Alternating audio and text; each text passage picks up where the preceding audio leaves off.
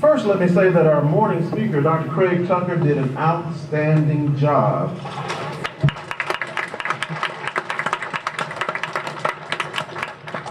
He did an outstanding job teaching us about the importance of aquaculture in the world and the role that we play here in Arkansas, and the legacy and vision that Dr. Sellers J. Parker played in positioning UAPB in aquaculture research as early as he did.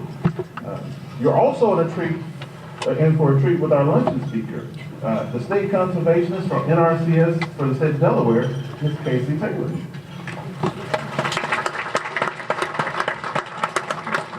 So at this time, I would like to officially welcome you to the 60th Annual Rural Life Conference Luncheon.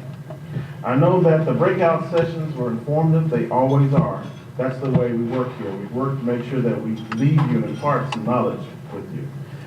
And I hope that you glean some information that is useful to you and your farming operations and your ranching practices, something that you can take back to your local communities and put into practice. This morning I recognize some of our Vice Chancellors, but again I would like to recognize Vice Chancellor Dr. McCray in the Chancellor's absence. We also would like to recognize Vice Chancellor Mary Benjamin and other administrative personnel that are in attendance. We thank you for your support.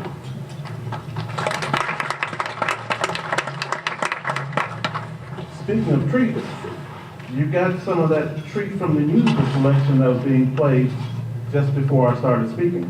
So let me say this. The music today is being provided by Hosea Cunning and Audio Chocolate.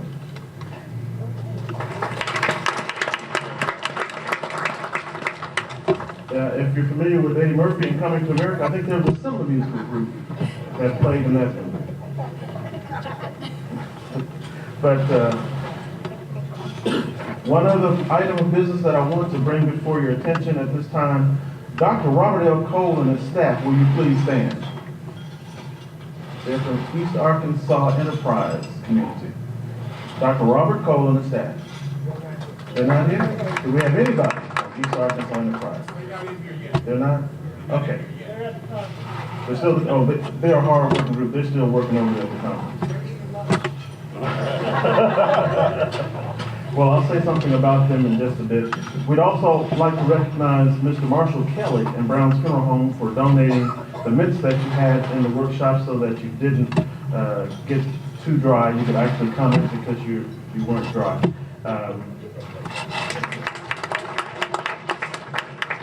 So at this time, the rest of the program will proceed as printed, and we will stand on existing protocol. I will keep the luncheon meditation brief because we are getting ready to eat. And at the end of the meditation, I will also bless the food, even though it is not immediately following me. Life, liberty, and the pursuit of happiness. Life is what you do between birth and death. Liberty is your freedom to choose how you want to live your life. And I believe the pursuit of happiness is pursuing those goals that will produce peace, joy, and the quality of life. What you choose for your career, where you live, how you educate your children, what you choose to eat, and your involvement in the community. My prayer for all of you is that your life's work not only be sustainable, healthy, and profitable, but also fulfilling to your soul's desire, that you know your value and the value of what you do, your worth, not only to your local community, but to the world. Thank you for what you do, and may your business, farms, and especially your families be blessed. And we bow our heads. Lord God, creator and guide, we ask you to bless this assembly, bless the businesses, bless their families, bless their farms, bless the work of their hands. And Lord, we ask you to bless the food and bless us to your service. In Jesus' name, amen. Good afternoon. Good afternoon. Before I do what I was asked to do, I want to do a little something else.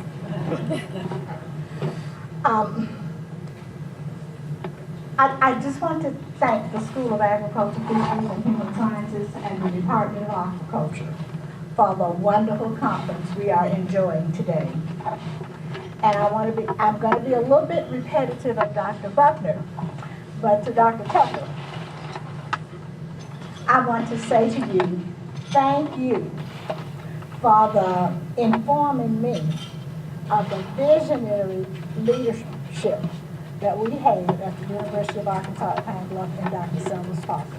I was on faculty here at the time the aquaculture program was developed, and I did not know.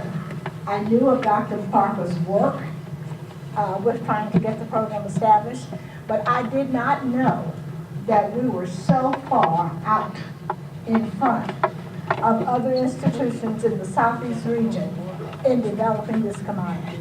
And so thank you. I will be forever grateful to you for sharing that information with me. Dr. Parker was one of my mentors, and I've always appreciated him, but I have gained much more appreciation knowing of his genius in developing this program. Now, let me do what I was asked to do. Bring greetings to the luncheon. The reason people find it hard to be happy is that they always see the past better than it was, the present worse than it is, and the future less resolved than it would be. Today, you had an opportunity to think about the past, the present, and the future of rural living in your community, across the state, the nation, and the world. Workshops have addressed many aspects of the challenges and opportunities facing rural communities and the resources available at the University of Arkansas at Pine Bluff to assist agricultural producers, families, and businesses in our state and nation. You've had the opportunity to learn about agricultural research that is ongoing at UAPB, about new initiatives for family and youth, improved communication practices in agriculture and aquaculture through various workshops, exhibits, and poster presentations. And many of you have taken advantage of these resources through the years. And I just want to say to you that the University of Arkansas stands committed today to continue the work that has been begun. At this luncheon, our keynote speaker, one of our graduates, will provide a perspective on how her personal experiences led to her current position in life and her passion for the work that she does. And so I want to say thank you welcome to the 60th Annual Rural Life Conference Luncheon, where your mind, body, and spirit will be fed to your satisfaction. The University of Arkansas at Pine Bluff is pleased you chose to spend the day with us at this conference. So I greet you to this 60th Annual Rural Life Conference, where I know you will be treated with great food and great insight. Thank you for coming. I think it's time for me to say something else. So let me say this. It's time for more music by our band, Hosea and hold on, let me find it on here. There we go. Before I said it wrong, I almost said the wrong thing. Hosea Connie and Audio Chocolate. We're going to have some more music by them. We're also going to have our caterer come up, and you will receive directions for how you will proceed to the luncheon line. So let me turn it over to Hosea Connie and Audio Chocolate.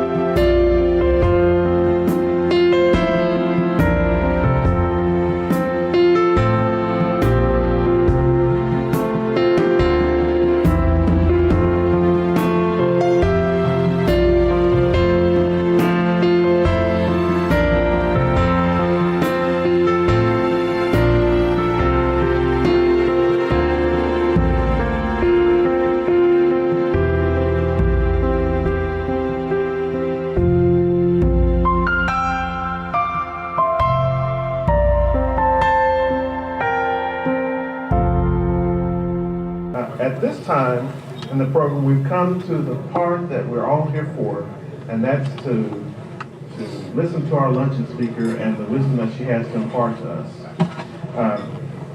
In your program on page 13, I'm going to introduce her, but I'm going to go primarily by the bio that she has, and then I'll add a little bit of the personal excerpts at the end. Casey L. Taylor, who is a state conservationist for Natural Resources Conservation Service in the state of Delaware. Casey L. Taylor is the state conservationist for Natural Resources Conservation in Delaware, and she's been there since 2013. She is responsible for providing overall direction of NRCS personnel, conservation programs, and activities consistent with Farm Bill. During her 21 years with the Natural Resources Conservation Service, she has worked in 3 states where she has served as a district conservationist. Assistant State Conservationist for Field Operations and Acting Assistant State Conservationist for Operations. Mrs. Taylor has served in a variety of details, including Acting State Conservationist for Kansas, Colorado, and Nebraska, as well as the Acting National Conservation Reserve Program Manager. As a native of Illinois, Mrs. Taylor graduated from the University of Arkansas at Pine Bluff with a BS in Animal Science. One of our own. Mrs. Taylor and her husband, Myron, who also worked in Arkansas for a time, are the proud parents of 2 children. I just saw pictures, and they are very handsome young men. Mrs. Taylor has a special appreciation for work done by NRCS frontline employees, particularly those who work directly with the Delaware customers. Her passion is to support the Conservation Partnership and to ensure equal access to all USDA programs. Let me tell you a little bit about what I know about Casey. She was my classmate not so long ago, but somehow she has managed not to age quite as quickly as I have. I've got to get her secret. But while we were in school, I noticed a couple things about Casey. She, of course, being my classmate, tried to hang around the smart ones because then they think you were smart, right? She was very smart. She was an outstanding person, had an outstanding work ethic, and it's evidence that that has paid off for her because of her success that she realizes today. In addition to her outstanding work ethic, she was just a genuine person, very beautiful person, and a person that I tried to pattern myself after. The last thing that I'd like to say is that I always love to see my classmates see success and have success. And the reason for that is because from time to time I have to take out loans, and I'd rather take them out for my friends than from the bank. The next voice you'll hear is that of Ms. Casey L. Taylor.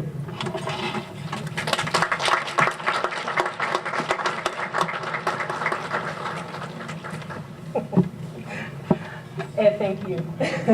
Indeed, it is an honor and a privilege to be here with all of you today. Before I get started, I definitely wanted to take a minute to recognize Dr. McCrae and say thank you for your outstanding leadership, your vision, and your ongoing support that you provided, not only for me, but for all of my classmates, all of our current students and future students to come. Your leadership has really inspired, and it showed us that perseverance and determination and dedication will take you far in life, so thank you for that. To our distinguished panel, alumni, guests, friends, colleagues of conservation, indeed it is an honor and a privilege to be standing before you today. I am completely humbled, and I just have to take a moment because I always remember when I was a student walking the hallowed halls of our esteemed university. You always wonder, how can, will it be, is there a potential?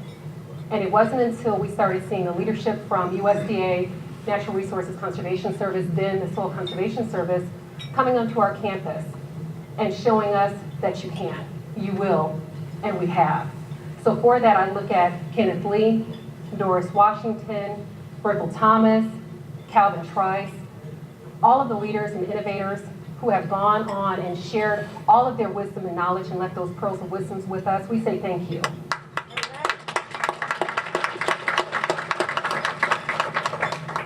So with that, I wanted to share just a little bit with you today. Again, it's such an honor to be here. And as I look around the room and I see all these leaders and pioneers and innovators of change, I'm humbled by the opportunity that's been afforded to me. It was very interesting because when I got the phone call or the email, I was in shock. I said, oh, they probably just want me to open. they probably don't really want to hear from me per se. But then when I sat and I thought about it, I said, well, you know, it's really great that I have an opportunity to share with you guys some of the cutting edge technologies and innovations on behalf of the Natural Resources Conservation Service. So whenever I have an opportunity to talk about conservation, I'm going to seize it. However, one thing I am going to be cognizant of is the time. So I know that Dr. McCrae has to step out, and as such, I want to make sure that I can get as much done before I lose her. With that said, I definitely want to say when we look at this, one of the things that I wanted to focus on today was what information I can impart upon you to show where we currently are within the current state of needs for conservation land application, as well as now soil sustainability. So when we look at that, I said that that's a pretty heavy lift and a pretty heavy topic. What I wanted to do was to actually go back in and to start that conversation by saying, who are we? Where are we at? And where have we come from? It's hard to know where you're going if you don't know where you've been. So based upon that, I want you guys to go on a journey with me. Go back in time where we look now at where we were back in the 1930s or in the 20th century. And one thing that resonated for me when I went back in and looked at that timeline was there were two historic events that were ongoing within our country. One, we had the collapse of our current economic structure. And within that, we saw the ripple effect that had the impact on our conservation application, the impact on productive ag development within our country, the impact on that sustainability for our resource base. So how are we actually able to make a living? It was very hard. It was very challenging. We did see that, and on top of that, we had a decade of a drought. Sounds kind of similar to where we are right now. I'll come back to that point. But when we're looking at that, the concern that we had then was how do we move beyond where we currently are? One wise man, our founding father, Hugh Hammond Bennett, went in and provided the establishment for our agency. Then the Soil Erosion Service, who we've grown and moved to the Soil Conservation Service, to ultimately where we are right now, the Natural Resources Conservation Service, provided an opportunity that we can actually go in and work and partner with our conservation districts. We had a unique inherent responsibility of going in and establishing locally led conservation that was going to be resource driven based on the key concerns that we needed to identify, treat, prescribe a plan of action, as well as now have long-term sustainability for us as a country, as an agency, and starting at that county level. Why is that so critical? Because the locally led effort is the key part for sustainability. We want to hear the voices, we want to hear the needs. So based upon that, we are able to actually elevate that up, coming into a higher level of decision making as well as now funding support to ensure that we're at a point now where what we're making is going to be a sustainable decision. When we start looking at that, we progress forward into the 21st century. And within the 21st century, what we've been able to do is to have some lessons learned and to grow upon what we saw out of the Dust Bowl. And within the Dust Bowl, we titled that a national menace. And the reason being was because there was no hope. If you start looking at what's happening overseas, you start to see the degradation of those societies where they do not have hope. A land without hope is a land without production. As we look across the United States and we see how fortunate and blessed we've been because we do have sustainability, we want to make sure that in the 21st century that the lessons learned from the 1930s are not replicated as we move forward. So the charge that we have is to make sure that we're working with our farmers and our ranchers to provide them with the key information and insight that will keep them well informed to make long-term sustainable decisions for many years to come. And with that, what we say is that, well, you know, we've crafted out some very fine tools. We've given them some very great technology. And that kind of reminded me of a point where you think of a carpenter. The carpenter has great tools. They have to because that's the key aspect of what they do. As well as now the vehicle for transportation to ensure that they can have access to and from to provide the information and support to those landowners. In addition to that, the final key component for that carpenter must be their skill set, their knowledge, their attention to detail. For us, we look at the exact same conversation. And when we come back in to charge ourselves to say, are we at a point now where we're the full implemented carpenter? Are we at the point now where we have the skills? Or are we at the point now where we have the tools and we have the delivery methodology. And when we come across the board and we're sitting there within our partnership, the answer is a resounding yes. We do have the tools. We have the subject matter expertise. We have the support as well as now the resources. When we start looking at legislation that moved because of a result of that economic disaster, as well as now the soil destruction that occurred back in the 30s, we saw that a piece of legislation moved known as the Food Security Act of 1985. That actually authorized new information, new resources, as well as now additional funding to come into our agency on a historic level that we've never seen before.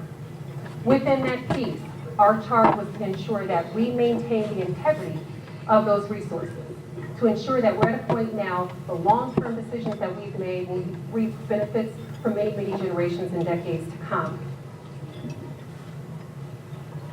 So with that, one could say, well, we don't have the issues that we saw back in the 30s. We don't have the structure that collapsed. We don't have the droughts. We don't have those sandstorms. We don't have it to the point now where people are abandoning the farms. We don't have it to the point now where people are abandoning the towns and the communities. Or do we? One could say that the climatic concerns, as well as now the ongoing degradation, is at a point now where this becomes this century's Dust Bowl. So, what do we do? Did I just depress everybody? It's one of those things where you say, it makes you pause. Because for me, it's the call to arms. When I was a little girl, the one thing that my grandfather always told me was that you leave the land behind and you make it better than what you received. If you're not at a point now where you conserve something, then you've abused it. And I never understood what he was saying. I was like, what's conserve? Okay, oh, I turn off the water. And he said, but are you making a difference? And that was the question that when I would have the opportunity to call and say, hey, Granddad, this happened. Are you making a difference? So the charge that I always wake up in the first thing in the morning is, am I making a difference? Are we making a difference? When I stand here today, I don't stand representing the state of Delaware. That's a tremendous honor. I stand representing the agency, the Natural Resources Conservation Service. And looking at the foundation that I received from the University of Arkansas at Pine Bluff, that structure has actually ensured us that we can create these pillars and to work within our partnership effort to expand how we now go and move beyond where we currently are. So I asked the question a second ago, what do we do? How do we resolve this? And if we truly have treated it, are we at a point now in 5, 6 generations when we're no longer here? Will they look back and say the decisions that we made were the right choices? If the answer is no, how do we change? How do we do it correct? So the 3 pillars that I wanted to visit with you today on was education, planning, and innovation. So why education first? For me, education becomes that call to arms. It's our way to ensure that we have a continued knowledge exchange, whether it's going to be on your technical skills, whether it's going to be day-to-day conversations and communications, or whether it's in a classroom structured situation, or whether now we're partnering in within our universities to ensure that we have a core curriculum that will secure our financial future for those landowners to have long-term viability, to stay on the farm as long as they want, and to have where now that's left back for their children. Conserve. Are you making a difference? So when we look at the piece for the education, the 3 aspects that I wanted to look at first was, who are we partnering with? Our 1890s, our 1862s, our 1994s. The charge has never been more clear than where we are right now. The reason why we're looking at moving this piece forward is because that becomes the tutorial piece to ensure that we're looking at our future generation of conservationists, leaders, pioneers, innovators of change. I had an opportunity here back in April 2015 where I had a chance, and I was very blessed then as well as I am now, to be able to speak to this group. And I had a great opportunity to call out some names. I'm going to call out one name again, Charlene Hancock. That's an example of a young lady who has persevered and moved to the next point, not afraid of change, but accepting the fact that I can take the education and the skills and the confidence that I received from the University of Arkansas at Pine Bluff and carry that forward. When I say that because that was a student who has now moved into a permanent position within our agency. And I've never been more proud of that. Leading on the example of what Bristol Thomas showed me and taught me, as well as Doris Washington, was to ensure that we're looking back and reaching back for the future. Our future is secure when we bring on talented individuals like that. And we know that we have the tools and the integrity when we're partnering in within our universities. So Dr. Buckner, I thank you for that. I thank you for your tireless efforts to ensure that our students are secured and moving forward. So how does that ultimately help our landowners? Well, within that discussion, what we wanted to do is to make sure that we have good training. And within that training, it's now going to empower our landowners to be fully engaged within the process. Not to have it where we're driving the conversation, but they're actually leading. And within those discussions, they're actually at a point now where they can come back in and tell us what is going to be the best decision for them. Sometimes we have to champion for our landowners, for those farmers and ranchers. But as we see we continue to move this effort, they become the strongest voices and advocates for conservation land application, for soil sustainability, for ongoing needs that are going to be far-reaching above and beyond where we currently are. When I look at America, I know sometimes the conversation is very specific to rural America versus urban America or suburban America. But for me, I say it's a resource issue. And the resources are not divided based on where we are geographically. So for me, I say it's an American issue. It's a call for us to all now be seated at the table. We all have to come in and say, from a collaboration standpoint, are we being good users of our resources? If the answer is yes, how do we maintain that? If we have opportunities, we definitely want to make sure that we can have those discussions and move that piece forward. Because the reality is that we know that our resources are not finite. So at that point in time, we have to make sure long-term sustainability becomes a key discussion. Bigger, faster, newer, more things continue to take our time and take our attention. However, we have to be at a point now when we're looking at this to say, are we leaving anyone behind? Are we at a point in time where we have fully grasped the concept of what is needed? Our universities become our anchor to ensure that we have field testing, we have research, we can use our conservation innovative grants to come in and to partner and to show where we need to be versus where we are. In addition to that, we want to come back in and look at our carpenter. Remember the individual who had the shiny truck, nice tools, and nice technology? When we liken that back to ourselves, we now say we have our vehicle. Our vehicle becomes our partnership. And within the partnership, it ensures that we can equate and tie in the utilizing funds from our financial assistance programs to now say we can move to the next piece. So where the financial assistance funds was a new concept for us in '85, here we are now in 2016. So we've gained efficiencies. And the better we can do, the more that we can actually share out to you. So as the carpenter continues to grow and progress, so do we. We're very much going to be continuing to learn because we have to have that involvement. A very good quote came in from Aldo Leopold, and I saw that and I thought I would share that with you guys. We shall never achieve harmony with the land any more than we shall achieve absolute justice and or liberty for people. In these higher aspirations, the important thing is not to achieve, but to strive. And that really struck a chord with me. So he's not saying we can never do it. But at the same time, we have to have it where we've got everyone in its totality sitting at the table. Right now, we only have a segment of our population there. And it's not an agriculture conversation. It's a conservation conversation that will involve everyone here in this room, outside the doors, anyone that can go in and turn on the faucet. When we start to look at some of the concerns that we've had for water quality, for water management, for water availability, we see that this becomes more of a current conversation. Look at the situation that occurred in Ohio, the algae blooms. Because of that issue, you had it where now the water was a shutdown. Go south and look at West Virginia. Had a spill. It's at a point now where, again, the water's not safe. Then you move west, go into the plains, look at the Ogallala Aquifer in Nebraska.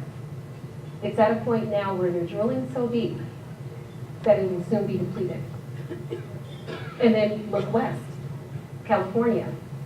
It's very interesting. California always sets the trend for us. Sometimes good, and sometimes we have opportunities. But when we see what's happening in California, it's a wake up. And for us, we're seeing that we're already going through droughts. But it's not at the point where you can say, I've actually been impacted. However, I guarantee if you go out and visit with your local farmers and ranchers, they can tell you that they felt it. Their yields have dropped. And I would come back and challenge you and say, you felt it as well. When you go to the grocery store, when you go to the co-ops, when you go to the markets, you will be able to see a difference. So the sustainability piece becomes a current conversation for whether you're on the farm or whether you're benefiting from the farm. Agriculture, for me, is the cornerstone of who we are as a society. Your medicine, your production, your fiber, your food, everything that we look at getting, we glean from the agriculture piece. So as Aldo Leopold stated, we're going to be striving for that excellence. We're going to be striving to keep that collaboration in peace and in place so we can continue to move those conversations forward. Planning. I could talk about conservation planning all day. But the one thing that I can say when I'm looking at planning is for those who fail to plan, they are planning to fail. For me, I say it's that simple.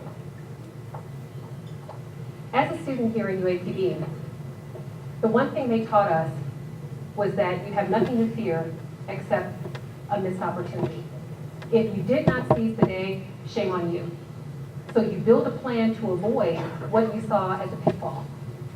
And then you work through that plan to show how you can now come back in and be an example of success.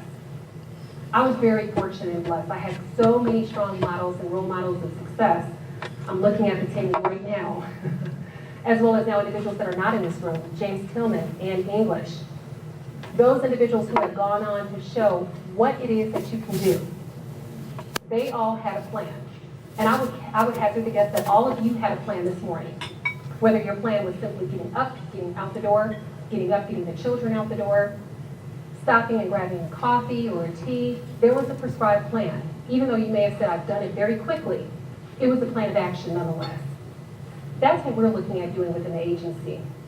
Yes, we've been planning since the 30s, but what we're doing now is to come back in and to say we're going to reinvigorate our conservation planning methodology.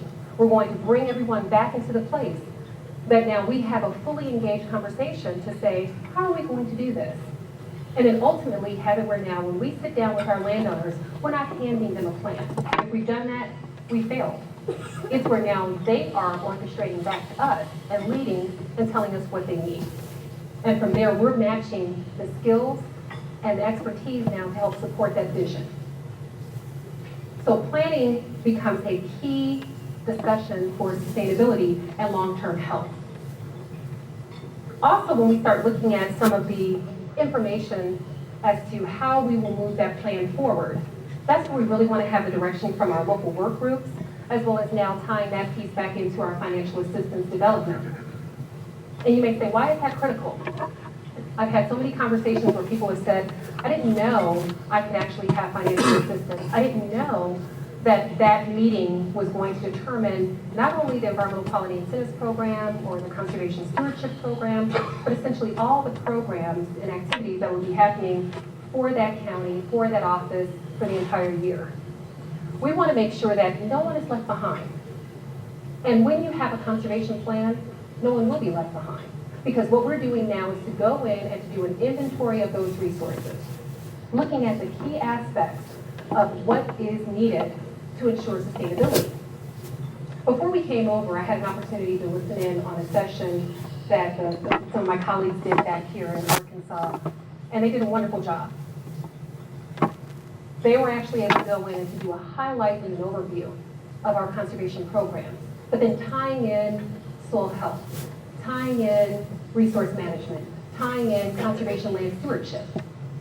Those become the key conversations, not coming in and saying we have funding to assist.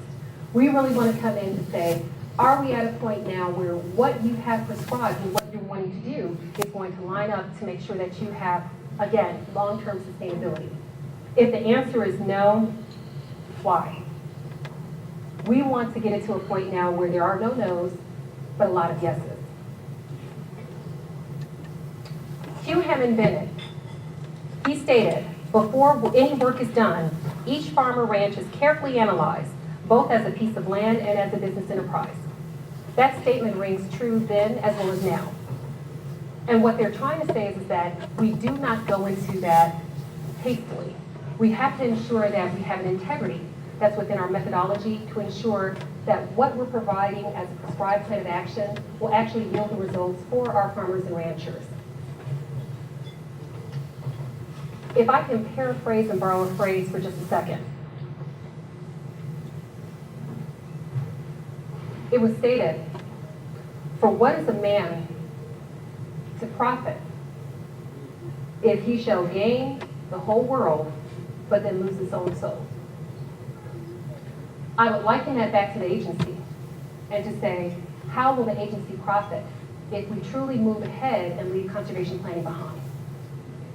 We can't afford to do that. Why? Because that is our tenet. That's our pillar. It's who we are as an agency. When you come in, we want to ensure that we are helping you long term. We have to ensure that the question and the concerns that we leveled before are now definitive answers, and that plan becomes our blueprint for success for you. Lastly, innovation. The one constant that we have is change. Albert Einstein stated that the measure of intelligence is the ability to change. The one great thing that we've seen within our leadership, going from Chief Curly Reed to our current Chief Jason Weller, was the adaptability for what's currently going on the landscape for our landowners, and tying that back into real-time solutions, and to make sure that it's at a point now where it is truly a beneficial gain versus an estimate that comes in from the agency. So that's why I speak so highly for our partnership, because they can ground truth things for us. The universities can come in to say, we tested that and we've liked this aspect, or we've got concerns with there. However, we know that there's going to be real-time solutions and alternatives that we can actually provide for our landowners. So one thing that we wanted to do was to actually go back in this part of the discussion, was to share some of the high-cut pieces and challenges that we've seen as an agency within the partnership on the landscape. And one thing that I saw was that while we had the opportunity to bring in and adopt new challenging programs and assistance, because we went from an old farm bill to our new farm bill in 2014, and a great piece of legislation that actually established the Regional Conservation Partnership Program. That is one of the best tools that we have. Why? Because it puts conservation delivery in the hands that it's intended. The local leaders. You folks help drive what now you're going to see as your local priorities, resource concerns, and needs. Based upon that, we now can actually come in at a county, state, regional, and/or national level and say, this is how we're going to fund, and this is what now we come back in to say we agree with your prioritization. In addition to that, we were actually able to adopt, looking at going into our Environmental Quality Incentives Program, which is our largest active working lands program. That provides real-time changes for our landowners, historically underserved, beginning farmers, limited resource farmers. Those individuals now are at a point where they are showing up at the table more prominent than ever to ensure that their needs are being addressed. That is tied back into our local level work groups. That's tied back into our local partnership. That piece becomes more prevalent for us in every discussion and every meeting. In addition to that, we wanted to look at some of our landscape conservation initiatives, as well as now the edge of field monitoring. Coming back in and saying, how is that information going to be tested? How are we going to actually move that piece forward? One thing that I talked about earlier was some of the concerns that we saw. And the question that I posed to you was, are we truly now done with the impacts and the damages that we saw from the 30s within the first original Dust Bowl? And the answer is, I would hope so. Because the concerns that we have now, whether some would say that's a blip, whether some would say it's a reset or it's a pause, we still know that real time we have to sit down and work with our landowners and provide that innovation and technology to support them as they move through those climatic changes and or impacts. So looking at that, I wanted to share with you some of the pieces that we've done as an agency to address the drought, water quality, water management, as well as now coming back in and to say from flooding. And how are we going to stabilize and create a more set structure and foundation for us, for the agency, and for the enviroscape and the landscape. So coming back in, looking at drought, as we said before, there's historic levels ongoing. The one thing we cannot do is to now prepare for a drought in a drought. At that point, again, we have planned to fail. The preparation work has to take place before. As John Lee has indicated in our prior session, if you're not at a point in time where you truly understand the concept of soil health and truly going in and making the investment, and you're simply going in and doing a single practice without fully understanding what the beneficial gain is for cover crops or crop rotation or nutrient management, we're at a point in time now where we're still spot treating and we want to grow and expand beyond that. So in the drought piece, what we've been doing is coming in and saying we're looking at more efficiencies of how we can go in and better utilize our water, as well as now coming back in and saying, do we have prescribed practices and plants and species that are going to be available to be drought tolerant. Our universities have actually gone in and field tested real time for us to come in with some great analogies and opportunities for us as we move within that piece. The agency invested about $1.5 billion for this effort. And within that, it was about $27 million of specific funding that was moved out to really try and go into those drought retardant areas, looking at California, coming into the Ogallala Aquifer, to try and make a difference, and as well as now trying to have more real-time solutions for those landowners. And what that actually amounted to was about 2,000 producers that implemented proper protection for those soils and those vital resources. When we start looking at water management, that becomes a key discussion.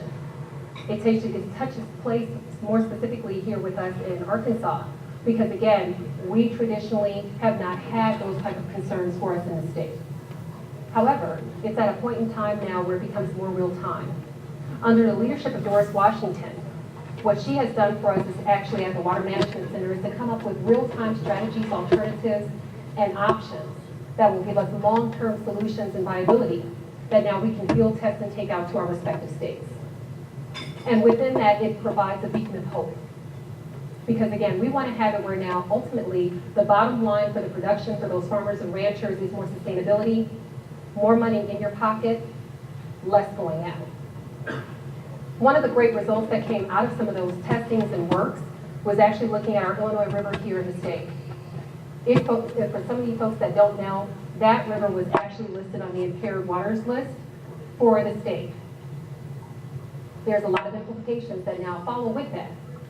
So what they were able to do under Mike Sullivan's leadership and working with his management team, they were actually able to go in, prioritize those concerns, and have that delisted. And that's a huge accomplishment. They've done that in less than the amount of time that was actually listed out within the timeline. The quicker we can take those specific species off, impaired watersheds off, more money that we can return to those landowners to move in some additional priorities above and beyond that soil stabilization. But that becomes a real key discussion because again, that's at a point now where you're not leaving, the soil is not leaving the field. John Lee and Lavelle Foote, they likened it to a glass jar.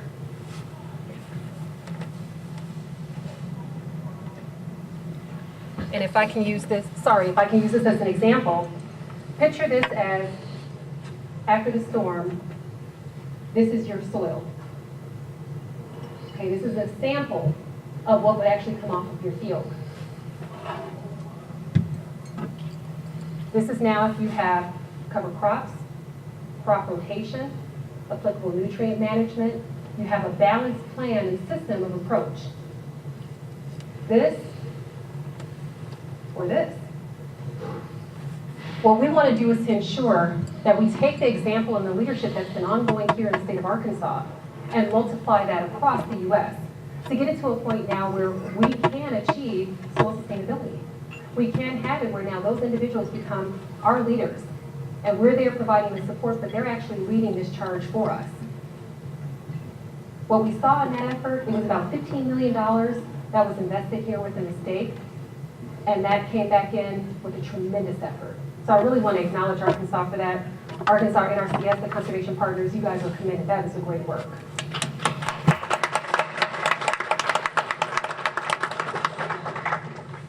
And last but certainly not least, I wanted to talk about soil health.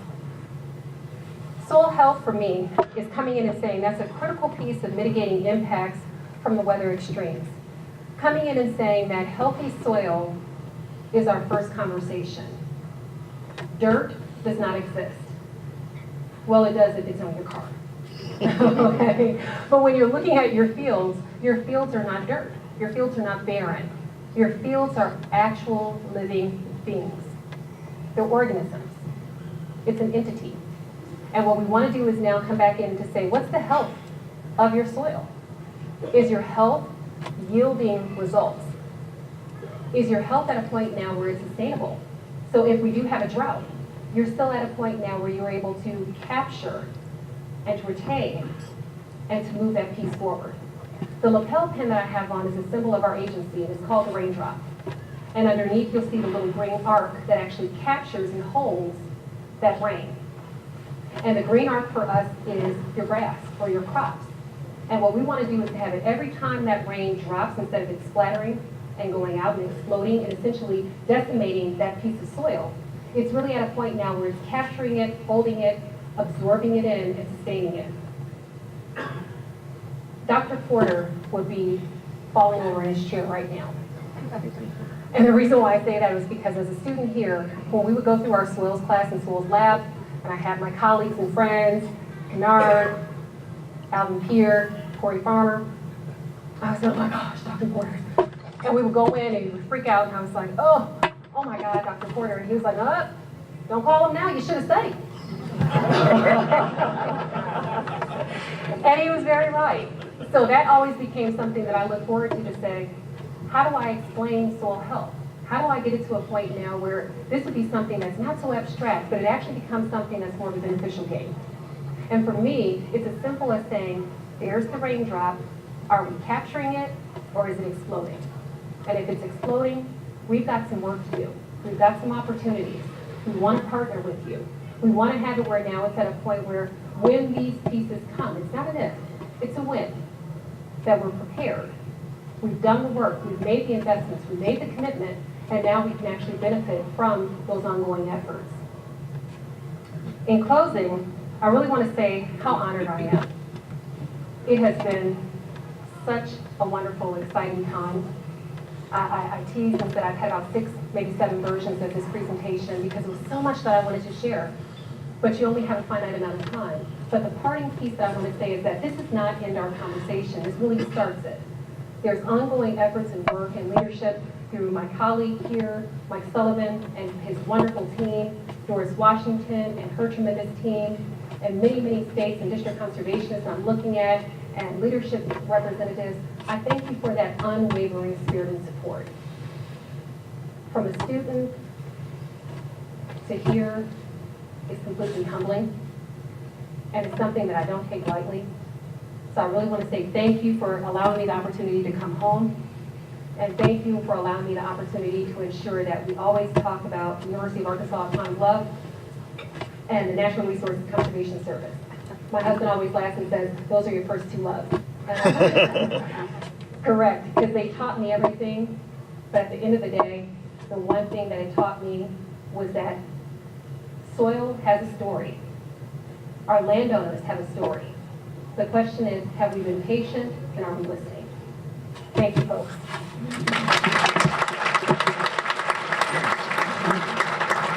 State Conservationist Taylor, we want to tell you that we appreciate your words of wisdom. We appreciate your admonition to keep striving for the improvement of agriculture and conservation, and also the importance of conservation planning. You stressed that several times. So I think we kind of get the idea. We have a token of our appreciation. I noticed that you didn't have a conference bag, so we wanted to get a conference bag. But can you come up? Yes, sir. Inside the bag, we know that you have a lot of important signing to do, so we've got a fountain pen set for you. You. And I collect lions, and I've taken one of my lions off my personal collection to present to you. This lion means a lot to me, and I hope it means the same to you. Oh my gosh, thank you.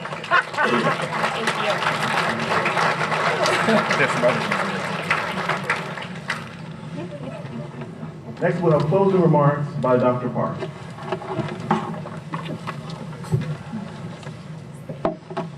All right, good afternoon, everyone.